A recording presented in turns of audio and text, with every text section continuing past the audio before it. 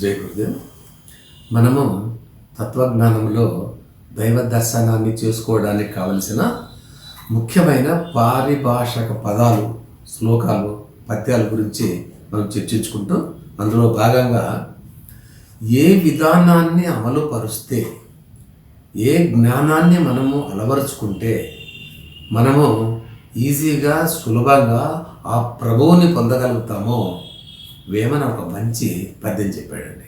ఎంత బాగుందంటే, ఎలా మనము పాటించాలి అంటే, తత్వములలోన పరమాత్మ తత్వమెరిగి నిత్య నిర్ముక్త పరిపూర్ణ హృదయముంది అనితర పరబ్రహ్మము తానని ఎరిగిన వాడే జ్ఞాని పరశివుడతడే వేమా అతడే సుజ్ఞాని పరశివుడతడే వేమా.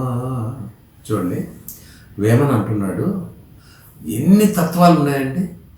ప్రతి తత్వంకి ఒక మతం ఉంటుంది, ఒక విధానం ఉంటుంది, ఒక దేవుడు ఉంటాడు. సో లేదు, ఎవరి తత్వం వాళ్ళది. తత్వం అంటున్నాం కదా, తత్వం అంటే ఒక పద్ధతి, ఒక సాంప్రదాయము, ఒక విధానము. నువ్వు ఎన్ని సాంప్రదాయాలు, ఎన్ని తత్వాలు, ఎన్ని దేవాలయాలు, ఎన్ని గుళ్ళు గోపురాలు సమస్తము తిరిగినప్పటికీ తత్వముల యొక్క పరమార్థం ఏంటి అని చూసినట్లయితే, తత్వములలోన పరమాత్మ తత్వం ఎరిగి, అంటే తత్వాలు ఎన్నైనా ఉండొచ్చు, అది నీకేమి ఇవ్వాలి? పరమాత్మను నీకు ప్రసాదించాలి. అందుకే తత్వములలోన పరమాత్మ తత్వం ఎదిగి నిత్య అంటే శాశ్వతంగా ఉండేది, పుట్టేది మరణించేది ఉండదండి. మన దైవానికి చావు పుట్టుకలు లేనివాడు కదా.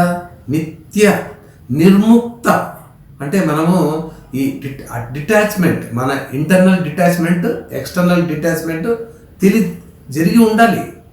డిటాచ్మెంట్ అంటే నిర్ముక్త, నిత్యాన్ని పొందాలనుకున్నప్పుడు నిర్ముక్త పరిపూర్ణ హృదయం ఉంది. అంటే ఏంటి పరిపూర్ణం అంటే, ఏదైతే పూర్ణమదః పూర్ణమిదం పూర్ణాత్ పూర్ణముదచ్యతే పూర్ణత్వ పూర్ణమాదాయ పూర్ణమేవావశిష్యతే. ఏంటిది? సంపూర్ణమే కదా భగవంతుడు. ఇంకెక్కడ ఇంత మచ్చ మరక ఉండడానికి వీలేదు కదా. ఆ స్థితి ఏదైతే ఉందో అది నీ హృదయంలోనే పొందాలి. నిత్య నిర్ముక్త పరిపూర్ణ హృదయం ఉంది. అనితర పరబ్రహ్మము అంటే ఊహ కూడా అందనటువంటి అంత పరబ్రహ్మము తానే అని ఎరిగిన వాడే యోగి. పరపురుషుడు అతడే వేమ, అతడే సుజ్ఞాని, పరశివుడు అతడే వేమ అని చెప్తుంది. అంటే ఇప్పుడు మీరు అంటే మనము ఎప్పుడైతే పూర్తిగా పరిపూర్ణముగా ఆత్మజ్ఞానాన్ని పొంది నిత్య నిర్ముక్త పరిపూర్ణ హృదయాన్ని మనం ఎప్పుడైతే పొందుతామో, నువ్వు ఇంక దేవుడు కాక ఎలా అవుతావు? నువ్వు జీవుడే.